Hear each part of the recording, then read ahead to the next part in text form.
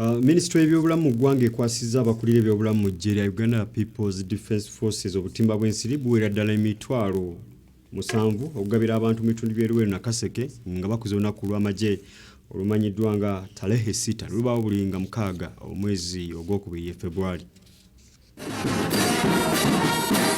Buli nga 6 omwezi ogwokubiri eggye ly'eggwanga erya UPDF likuza olunaku lwa Tarehe Sita okujjukira ebyo bye bayitamu nga balwana olutalo lw'abaleeta mu buyinza mu mwaka gwa 1996. Ku mulundi guno abakulu mu magye basazeewo olunaku luno balukwatye mu disitulikiti y'e Nakaseke nga bajjukira abantu mu kitundu ekyo olw'omulimu omunene gwe baakola mu kuyamba abaleke aba NRA okuwamba obuyinza. Wabula ng'olunaku luno terunatuuka, amagye gagenda kwenyigira mu mirimu egy'enjawulo omuli okugabira abantu obutimba bw'ensiri, okubawa obujjanjabi ssaako okukola bulungi bwansi, okwetoola ebitundu nga Nakaseke ne Luweero.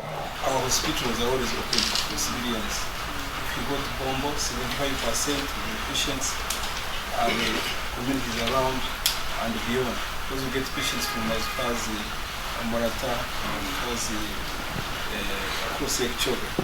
Bw'abadde akwasa obutimba akulira ebyobulamu mu UPDF Major General Ambrose Musenguzi, omuwandiisi w'enkalakkalya mu minisitule y'ebyobulamu Diana Atwine yeebazizza nnyo bannamagye olw'obuyambi bwe bawaayo naddala mu byobulamu eri bannayuganda ekiyambye okutumbula embeera z'abantu. Engeri gye baatendekebwamu ne saaviisi yaabwe ya mutindo bakola n'omutima gumu ate ne bakola nga tebe-expecting oba sente oba eziriyo oba teziriiwo ne bakola. Mmanyi nti ffe eyo training tetunagituukako naye tutandike okubayigirako tuyige good lessons ezo ze batulaga. Atwine ategeeza nti singa ebitongole byonna byali bikola emirimu gyabyo ng'amagye g'eggwanga watali kusooka kufa ku nsimbi, eggwanga lyandibadde lyakulaakulana dda. Ono asabye abakulu mu magye okweyongerayo mu maaso nga bayamba abantu naddala mu byobulamu nga bwe bazze bakola enfunda nnyingi. Patients who come to your facilities, first of all, you have maintained very, very, very clean facilities. How I wish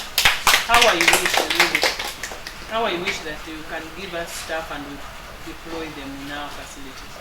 Major General Ambrose Musenguzi akulira ebyobulamu mu magye yeebazizza minisitule y'ebyobulamu olw'obutimba bwe bawaddira n'abasuubiza nga bwe bagenda okubugabira abantu mu bitundu gye bagenda okubeera sabbiiti eno.